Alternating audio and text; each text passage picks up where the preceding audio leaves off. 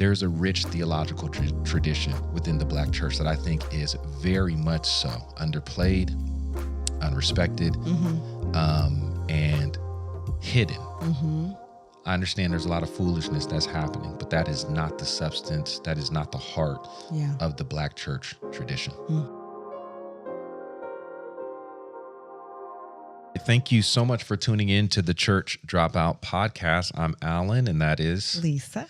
And it's Black History Month. And I think because it's Black History Month and we talk about the church, I think it'd be good for us to talk about the Black church and talk a little bit about its beauty and then also its challenges. But I think we'll start with its beauty. Yes. You know, it's so easy to, point out or to even visibly see the negatives as if there's nothing good that comes out of not only the Black church, but anything in general, right? It's easy to see the negative. The negative rises to the top. Yeah.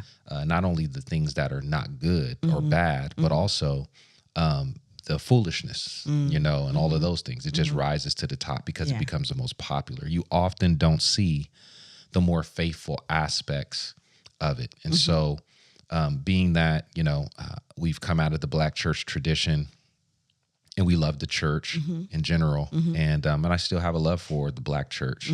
It's where, I started preaching at, where I sang my first solo, where I got my first record deal.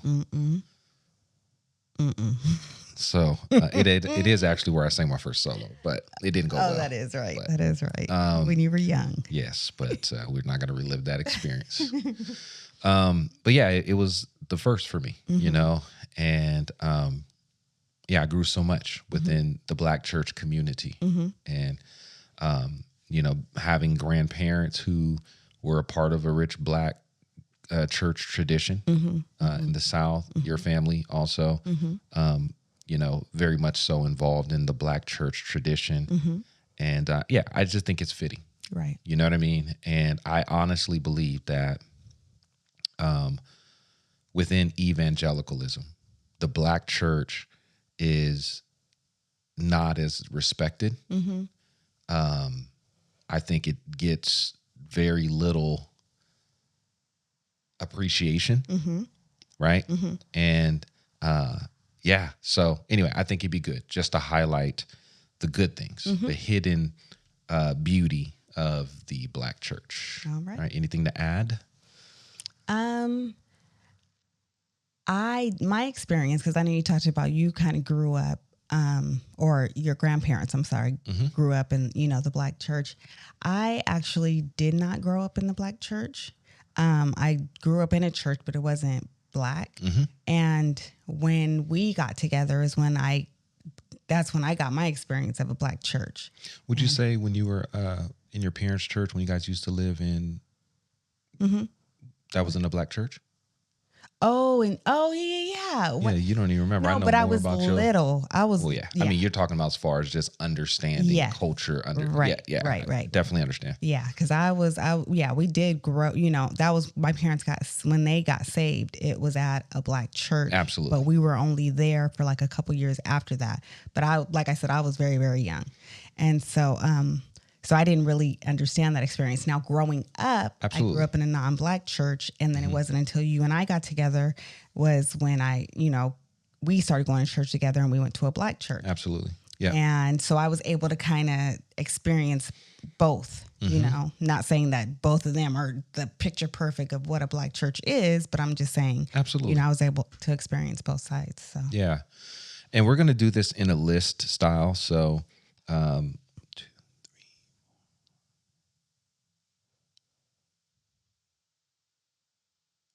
we're going to give 38 reasons. I'm just playing. 6 reasons, right? 6, I think. 6. 6 reasons why, or 6 elements of beauty, hidden beauty that are within the Black church. And I will just say this, maybe this is a 7th thing before we actually even get started, but you said something that I think is super important, is that there's no one representation of the Black church. I think the Black church is very much not a monolith. It's not one thing. It's expressed in various fashions. There is a foundation, there is a root, but I think that's one thing that's also beautiful about the Black church is that historically, it's always been able to contain multiple beliefs, systems, multiple value systems, not unbiblical. I'm just talking about just people were welcome regardless of their faith traditions. So it's not a monolith, never was a monolith. And I think that's an important key to mention. So getting into it, maybe that was 1A. But so moving forward, number one of the beautiful things about the Black church is its rich community. You know, I've never experienced community in any church setting like experiencing community in the Black church. And I'll get to why there's even that designation of Black church. We'll get to that. You know, because I know some are going to say, oh, you know, Black church, why is there a Black, you know, so we'll talk a little bit about that. But the rich community, the community life within the Black church, like I said, I've never really experienced that anywhere else. Just this deep, formative, life-giving community that existed family, almost like family. It's just like extended family, you know, that exists within the Black church, and I think that that's one of the underappreciated factors of the Black church that most people never really get to experience. I remember when I was working on staff at a predominantly white church, and we were talking about small groups. And I remember them talking about, you know, forming them and why the need to form them, what they should look like. And I just remember having a conversation with them of like, you know, it's interesting that, you know, within evangelicalism, they think they make things up. Like they think they own all of these ideas. And I just telling them like, listen, if you want to know what small groups look like, you need to go to a Black church and understand what community is built around, what community looks like. They do that well, right? And at the time I wasn't a part of it, so that's why I said they, but the Black church does community extremely well. You know what I mean? And forms really solid, loving communities. Does it super well. Right? Oh yeah. I'll tell you a story. When we were in one, we had like a community group, I guess. Yeah, sort of like that. Yeah. And literally, and we were very young in our marriage, and we were having really, really hard times. And just earlier that day before we went to that group, I had went over to, what are those little checking the cash or pay things? I don't know. Pay advances or something, and took out an advance, and came to the community group, you know, them not knowing, you know, I might have maybe mentioned just to I think the leader, just as just a conversation, not, you know, and that at that event, I mean, I had just went that day, and when we went to the community group, they pretty much had all put together money already ahead of time. We didn't even know, and handed it to us, and it was over the amount. So I was able to pay back that loan and have some, you know what I mean? So, that was like literally my first experience of like, wow, these people really love us. You know what I mean? Absolutely. So, and what's interesting also about what you said too is that we didn't know what to call it, because it really wasn't a community group. It was just what we did. You know what I mean? You know, we got together, we ate, fellowship, you know, had community, you know what I mean? And so I really do feel like there's no community. I've never experienced any community outside of the Black church that was as significant as my experience there. That doesn't mean that it doesn't happen anywhere else. But I think that there is something about the Black church and all of the struggles that the Black church, and then being a communal people, that plays into that understanding and plays into why the community is so rich in the Black community. And number 2 is love and forgiveness. The Black church, you know, honestly, love is very deep. almost unconditional, right?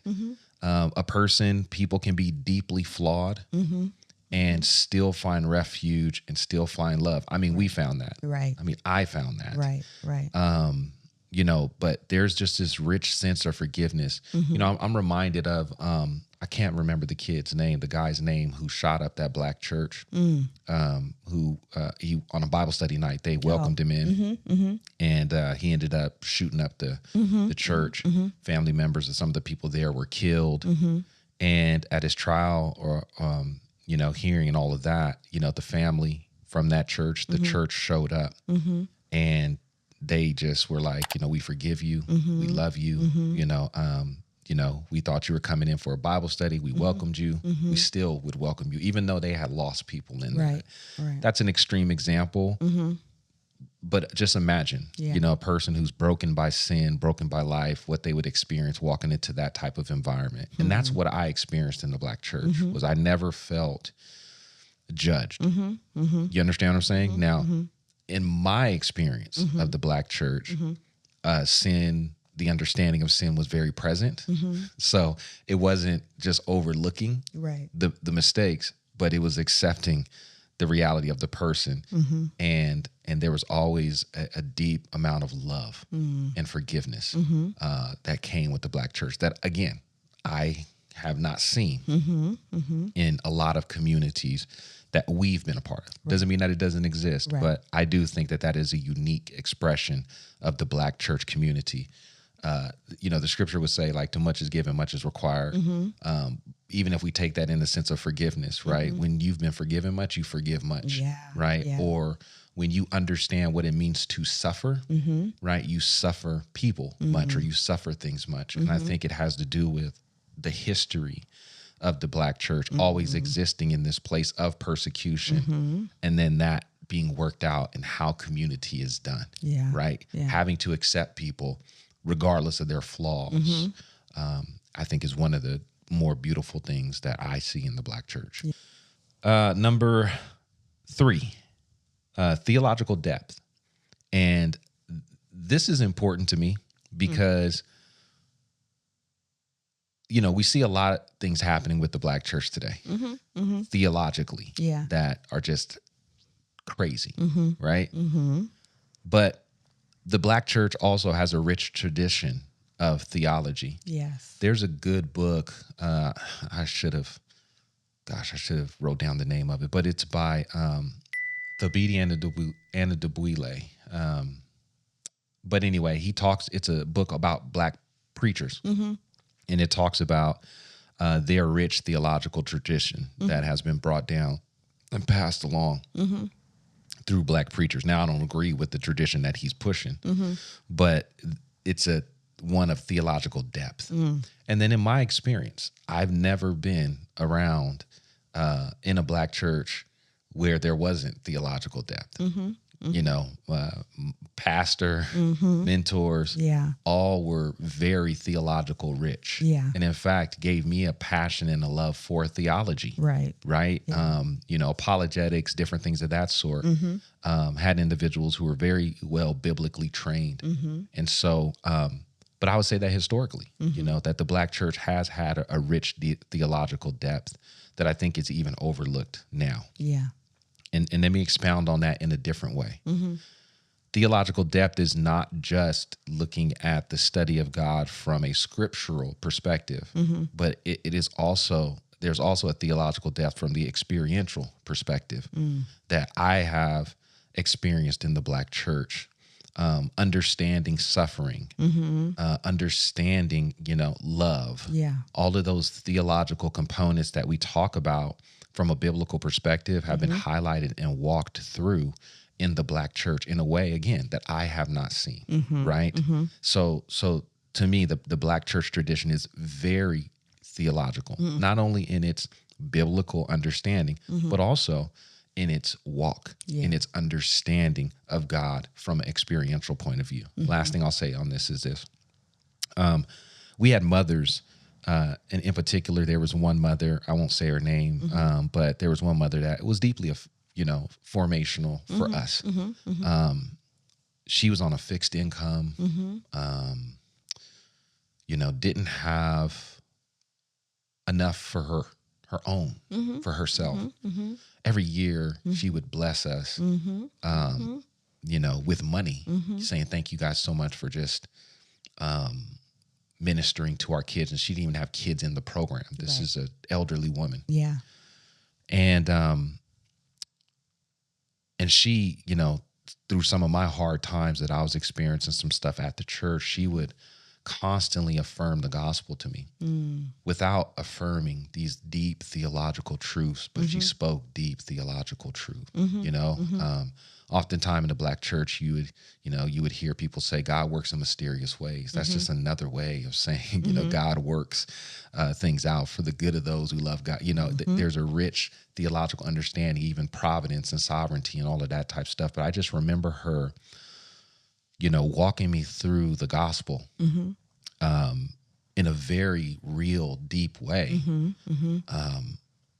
that to me was more theological rich than what I've received from books and in school. Right. And here's a woman who wasn't highly educated, could not tell you the difference between Calvinism, Arminianism, Molinism, whatever ism, is out there. Yeah. But yet was solid in her theology, solid in her expression of Christ. And so there were those mothers all around. There were those fathers all around and deacons all around that invested and poured. Yeah. And so there's a rich theological tradition within the Black church that I think is very much so underplayed, unrespected, and hidden. I understand there's a lot of foolishness that's happening, but that is not the substance, that is not the heart of the Black church tradition. So number 4 is the testimony of the Black church. And this is really important. This is one of the hidden beauties of the Black church that I don't think people talk about very much at all. Yeah. And let me say this before I get into, it relates to the testimony, but let me say this before I walk into it deeper. The reason why there is something called the Black church is because of the rejection from the American church, white church. Okay. It's interesting that there's really no other nationality, race that puts their ethnicity before church. Right. Okay. Right. I'm talking about holistically, that there is an institution that is behind their name. So you don't see the institution of the Chinese church, but you have the institution of the Black church within America because it had to be an institution that was formed because of its rejection from the American Christian church then, right? Yeah. And so if we're angry that we have this designation of the Black church, then we really should be turning inward as Christians and be repenting. The American church should be repenting for the reason of there being a need for a community called the Black church because of the rejection of Black folks into the church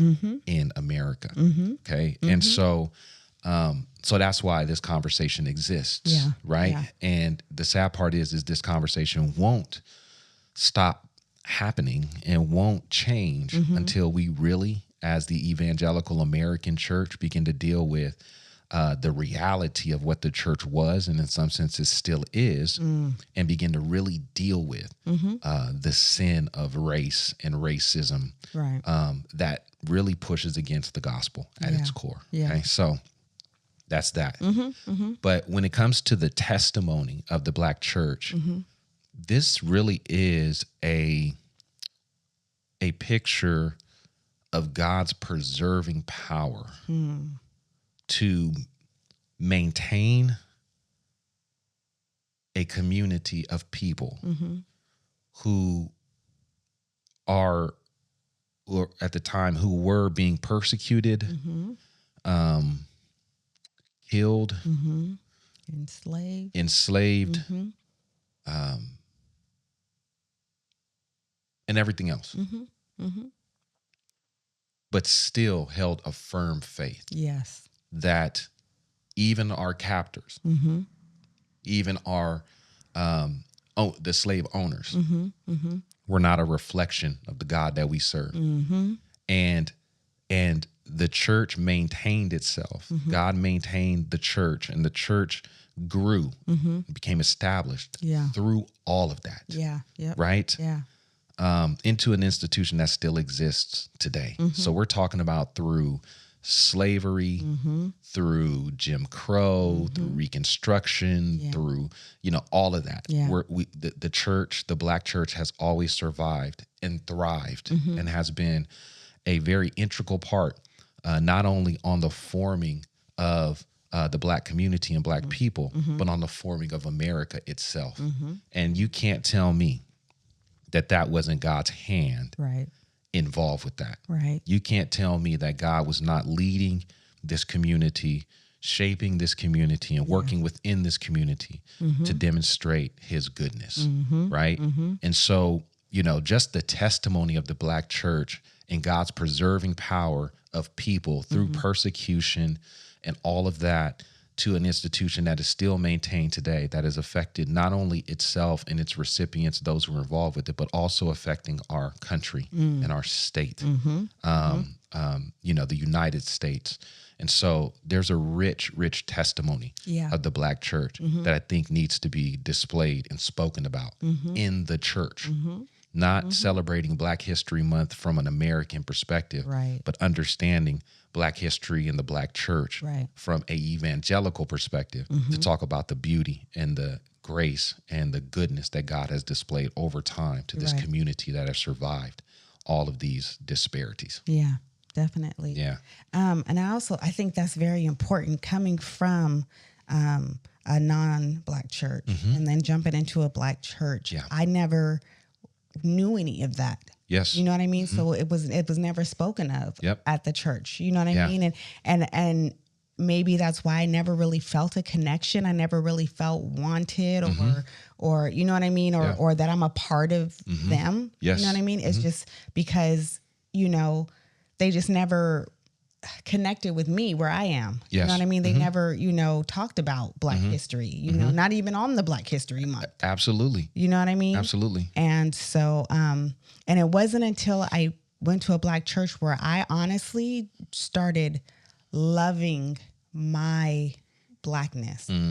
You know what I mean? Yeah, I do know what you mean. I almost felt like I almost had to just put it on the back burner when I would be at a non-Black church. You know what I mean? Where when I at a Black church, I didn't have to hide anything. You know what I mean? Yeah. So. Yeah. No. Thank you for sharing that. Yes, I think, and this again goes back to, I think the Black church has been pushed to the side, and I think it's been pushed to the side, and I think theology has been used in order to do that, right? But what many have called theology, in terms of why the Black church is not significant, or why we can't do what the Black church does because they say it's a theological problem, is really just a preference issue. And maybe I shouldn't say this because this is a bigger conversation, but evangelicalism, the default of evangelicalism is white. And because it's a norm in the culture, you don't even realize that the expression that there is a culture. You just think it's normal. No, it's a culture. The way you sing, the way you clap, the way you preach. And I shared this with a friend of mine. When I was on staff, I come from a Black church tradition. I'm now in a predominantly white church. My first week, they hand me a binder, and it has a sample sermon. And it's a manuscript sermon that's, 8 pages, 9 pages long. And I'm like, what is this? And they're like, this is what we do here. And I'm like, I do a manuscript, but I don't follow a manuscript like that, And they were like, yeah, but this is how we preach here, right? Because there's a long tradition of what they would call expository preaching. You got to preach this way, and it needs. No, that's white culture. It's not biblical culture. Right. Okay. And so they've used theology to do that, which is why we don't hear this stuff in there. And one of the things that they do is they, they use scripture to, some people, it's not everyone, but use scripture to maintain that we shouldn't focus on race, right? Well, it's easy to do that when you're affirmed in everything you do. Yes. Right. And so yeah, I agree 110%, so there's so much more we could talk about on that. Maybe we should have a conversation just about Black church, white church, and our experiences within both of those. So yeah, we'll definitely do that. Okay. So the testimony of the Black church, very rich, really should be something that we, girl, you about to jump up again now. Because when I get a thought, I have to go with it. Otherwise, it's going to be gone. And if I keep talking, I'm going to forget. So, and what came to my mind, because you're talking about the testimony of the Black church, which is really, absolutely, yeah. And in my mind, before you started explaining it, I was thinking testimony, giving your testimony. And that's one thing the Black church is very, very big on. Absolutely. You know what I mean? There would be times people just, walk up, we're going to give you guys 5, 10, 15, which never was 5, 10, or 15. Yeah. But, come on up and, give your testimony. And I think that's another thing that made you feel so comfortable, because people were able to walk up and say, hey, you know what? I know I didn't do this right, but when I started doing it right, this is what happened. Or you know what I mean? Or these are the steps that I take now because I knew this way was wrong. Yeah, absolutely. And just being real, you know what I mean? And that was one thing that I really loved. So I thought when you said testimony, I thought that's the direction you were going to go. But yeah, I was talking about the Black church in general, in total, the testimony of the Black church. Yeah. But we can go down that path. And again, one of the things that I was going to bring up, number 5, is expression. And that's part of the expression of the Black church, right? How the Black church expresses its theology and truth. And this is, again, underrated and underappreciated, right? Like you're talking about, just testimonies, right? Hearing how God has hearing how people have overcome by the grace and the power of God. Yeah. Right. Yeah. The confession with that, and then the work that God does. So just the expression of the Black church, right? The music, right? The preaching tradition, right? All of that is birthed out of, a lot of it's birthed out of pain and the circumstances, and, the way we preach, all of that's birthed out of the experiences that have been passed down, almost like a book, a manual to preserve the pain, preserve the joy, preserve all of the things that the Black church has experienced over time, have been passed down in these traditions. And this is why it's important to preserve them. So if you look at a biblical tradition, when they passed down scripture, a lot of it was passed down orally. And they had a way of doing oral tradition that would help you to remember what it is that you're passing down, so that people, because they didn't write things, it wasn't a written tradition, it was an oral tradition, right? So they would preserve all of these elements through oral tradition. The reason why I'm bringing that up is because that's what happens in the Black church. When you look at the preaching and the singing, and you look at the way that watch night services and all of these different things that happen, all of those were things to preserve, right? The stories, because it also wasn't a written tradition. You're talking about a highly uneducated, at the time of slavery, a highly uneducated group of people forming traditions, not only from their past, but from their present, and pushing that forward. And wasn't it like against the law or something for them to even read the Bible? Absolutely. Absolutely. Which in turn goes to why the pastor in the Black church today is so celebrated, is because the pastor often was the only one who had the ability to read and to write and to communicate in a certain way. And so he was naturally pedestaled as the center of the community, typically because he was the one. Right. He was the only one. Now these traditions can get out of hand, but what we can't do is throw the baby out with the bathwater. Right. And so the rich expressions that happen in the Black church are something to be celebrated. It is beautiful. I remember, again, being on staff at a white church, and they were asking some questions about music, and the worship pastor said to me, he was like, and he didn't mean anything by this, because I know you might even go off. But he said, I feel like you guys just, and he wasn't saying it that way, but this is what he said. He was like, I feel like you guys just show off with your voice. Like when you do all of those, you do all of that stuff with your voice, and he tried to mimic it, which was hilarious. But when you do all of those runs with your voice, like Wanye, and yeah. Oh Lord Jesus, we are not cutting that out, dude. I ain't never heard Jodeci in the black church. Well, now, okay.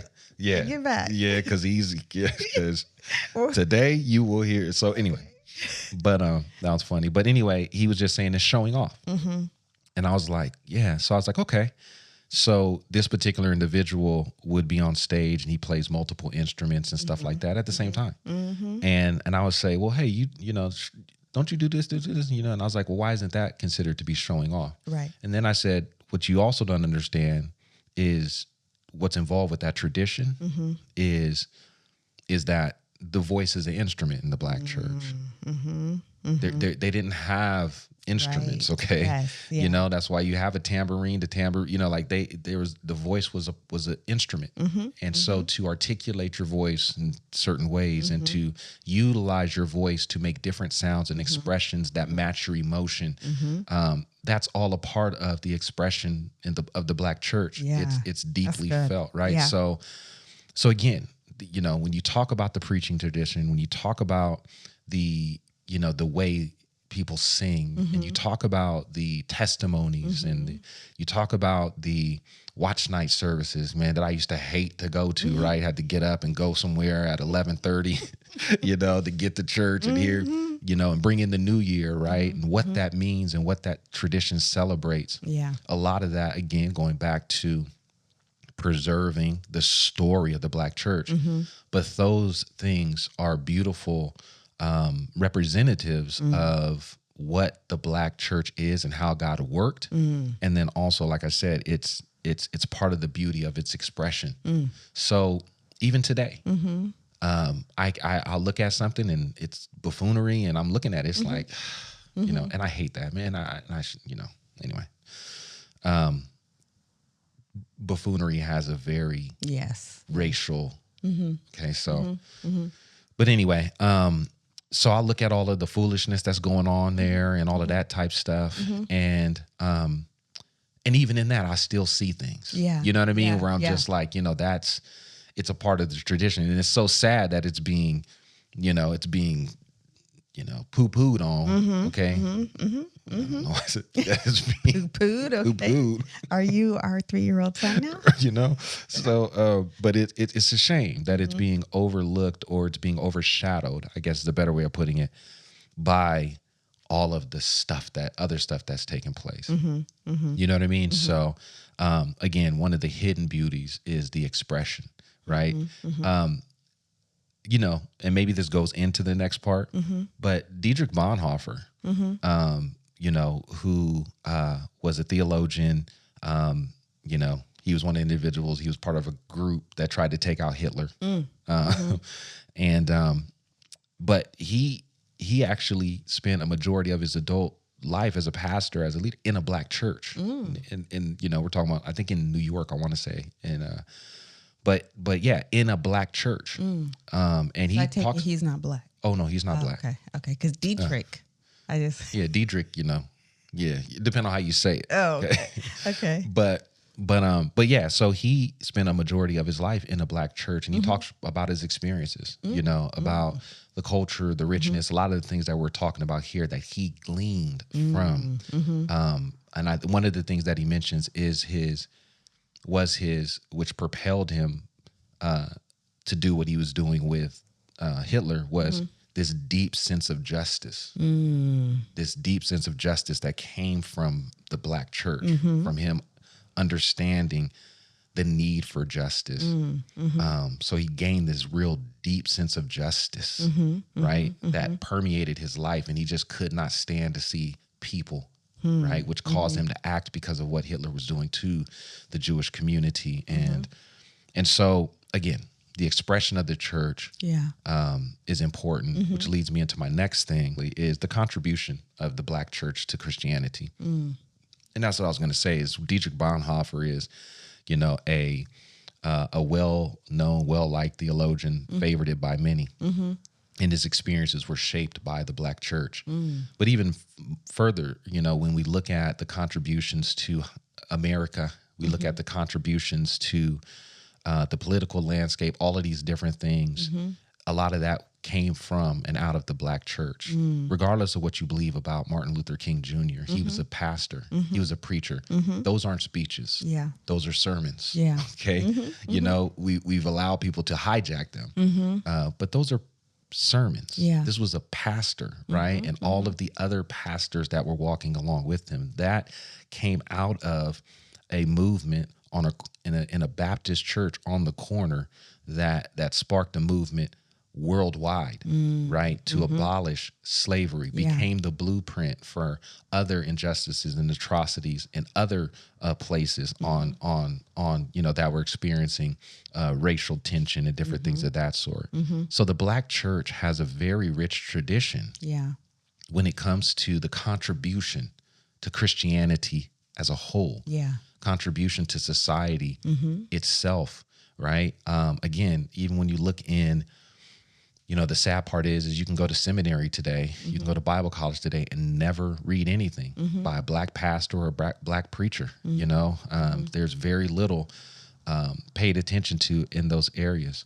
But there's a large contribution and a large body of work that can be explored that contributed to the thoughts, the people, and the expression of Christianity as a whole that has come directly out of the Black church. And so, when we talk about the Black church, obviously there's some things that the Black church needs to fix and change. But that does not take away the beauty. It doesn't take away the impact. It doesn't take away the contribution. It doesn't take away the experiences that the Black church has and continues to display today. And I'll say this last thing. And this may be more so towards just Black America itself. If Black America is going to change, because there's some things that are deeply rooted and going on within the Black community, it will not be able to do what it needs to do without the Black church. It is an institution, right, in its right state that exemplifies what humanity is supposed to look like, both theologically vertically and theologically horizontally, right? How do we love God? How do we love others? How do we love ourselves? Is a deeply theological perspective, gospel-centered perspective. And the Black church understands every aspect of that, from prosperity to poverty, right? From deeply rooted pain, and being rejected, right? There's just so much there, right? And if we're going to move past this and we're going to, become a people that we're supposed to be, and I would say that this reflects all of, this is not just a Black thing. This is a humanity thing, right? But as we see it as people, the Black church is going to be integral in how the Black community thrives and moves forward. And so anyway, before we talk about some of the issues that come with the Black church, I wanted to make sure that we talked about the beauty. And that beauty is often hidden. And if you have not experienced the Black church, I would, just step foot into it. And understand what we're talking about. There's so much there. It's so rich. And makes me want to go back. It does. It does. And so, but anyway, that's it. Thank you so much for tuning into the Church Dropout podcast. We'll talk to you soon. God bless. Good night.